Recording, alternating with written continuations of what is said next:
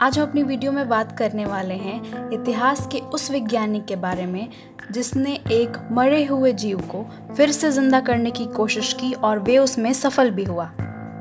साल 1934 में विज्ञान के इतिहास में कुछ ऐसा हुआ जिससे किसी को उम्मीद नहीं थी। कुदरत के नियम को चुनौती देते हुए बर्कली के एक वैज्ञानिक रॉबर्ट ई कॉर्निश ने मरे हुए जानवर को जिंदा कर दिया था। यह अब तक का सबसे खतरनाक प्रयोग था। इस प्रयोग पर बाद में एक फिल्म भी बनाई गई जिसमें रॉबर्ट द्वारा प्रयोग के दौरान लिए गए असल वीडियो का इस्तेमाल किया गया था। लेकिन बाद में रॉबर्ट ई कॉर्निश के साथ कुछ ऐसा हुआ जिसके बाद उन्होंने इस एक्सपेरिमेंट को दोबारा न करने की कसम खा ली। रॉबर्ट ई कॉर्निश ने अपने इस एक्सपेरिमेंट के लिए कई ऐसे काम भी किए जिसके बाद दुनिया उन्हें मैड साइंटिस्ट कहने लगी थी। मनुष्य को पुनर्जीवित करने के लिए रॉबर्ट ई कॉर्निश कई सालों से रिसर्च कर रहे थे, जिसके बाद उन्होंने एक ऐसी टेक्निक इजाद की जिससे मरे हुए लोगों को जिंदा किया जा सकता था। उनका मानना था कि अगर एक मृत व्यक्ति के अंदर रक्त प्रवाह फिर से शुरू कर दिया जाए तो उसे वापस जिंदा किया जा सकता है। इस बात को साबित करने के लिए उन्होंने कुछ साधारण उपकरणों की मदद ली। इनमें मुख्य था टीटर बोर्ड, जो एक आम सी-सॉ बोर्ड था।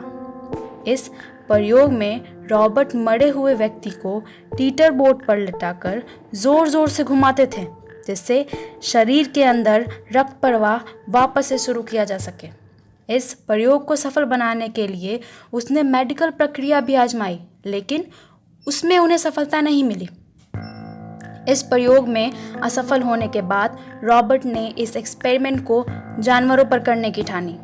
मई 1934 को रॉबर्ट ने अपने प्रयोग के लिए 5 कुत्तों का इस्तेमाल किया, जिसका नाम उसने ledgers first, second, third, fourth और फिफ्थ रखा। इन सभी कुत्तों को रॉबर्ट ने नाइट्रोजन गैस मिक्सचर देकर मार दिया और इनके मरे हुए शरीर को टीटर बोर्ड से बांध दिया था।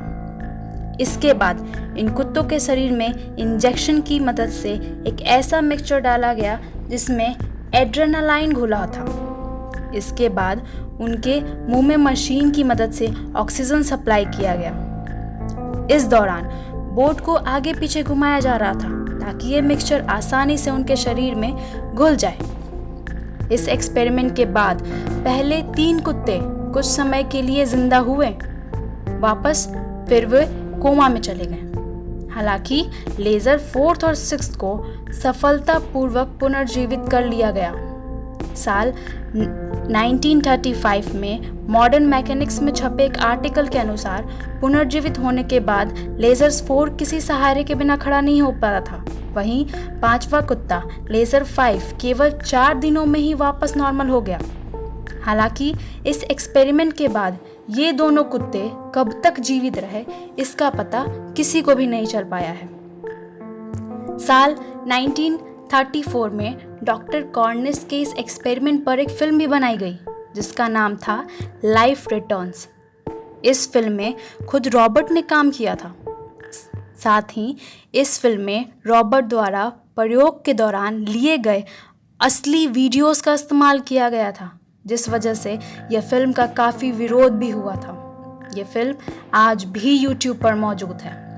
शुरुआत में रॉबर्ट कॉर्निश ने यह एक्सपेरिमेंट कैलिफोर्निया के बर्कली शहर में कर रहे थे, लेकिन मीडिया में उनके प्रयोग को लेकर हो रही आलोचनाओं की वजह से उन्हें वहां से जाना पड़ा। इस प्रयोग में कुत्ते को इस्तेमाल किए जाने की वजह से उनका हर जगह विरोध हो रहा था। हालांकि इतनी आलोचना होने के बावजूद रॉबर्ट का ये एक्सपेरिमेंट इतिहास में सबसे सफल प्रयोगों में से एक माना जाता है। जानवरों पर किए गए एक्सपेरिमेंट में सफलता मिलने के बाद 1947 में कॉर्निश ने इस प्रयोग को एक मृत शरीर पर करने की ठानी। इस प्रयोग के लिए उन्हें एक व्यक्ति भी मिल गया था जिसका नाम था थॉमस M.C. मैंगलिक। कोर्ट के आदेश पर थॉमस को एक बच्चे का कत्ल करने के जुर्म में मृत्युदंड सजा सुनाई जा चुकी थी। जब कॉर्निश के प्रयोगों के बारे में थॉमस को पता चला तो उसने उसे संपर्क किया। जिसके बाद रॉबर्ट ने कोर्ट से अपने प्रयोग के लिए थॉमस के मृत शरीर का इस्तेमाल करने की इजाज़त मांगी, लेकिन कोर्ट ने उनकी अर्जी को यह कहकर ठुकरा दिया कि अगर थॉमस वापस जिंदा हो जाएगा तो उसे जेल से रिहा करना पड़ेगा, जो कि नहीं हो सकता है। इस घटना के बाद रॉबर्ट को गहरा सदमा लगा और उन्होंने इस प्रयोग को कभी ना दोबारा करने की कसम खा ली। ज़रा सोचिए, क्या होता अगर रॉबर्ट ई कॉर्निस किसी मृत व्यक्ति को पुनर्जीवित करने में सफल हो जाते। प्रयोग के बाद दुनिया भर में कई वैज्ञानिकों ने इंसान को पुनर्जीवित करने की कोशिश की, लेकिन उन्हें सफलता नहीं मिली। हालांकि आज भी ऐसे कई देश हैं जहां इस विषय पर खोज चल रही है और नए नए प्रयोग किए जा रहे हैं। If you like the video, then please subscribe to the channel. Thanks for watching.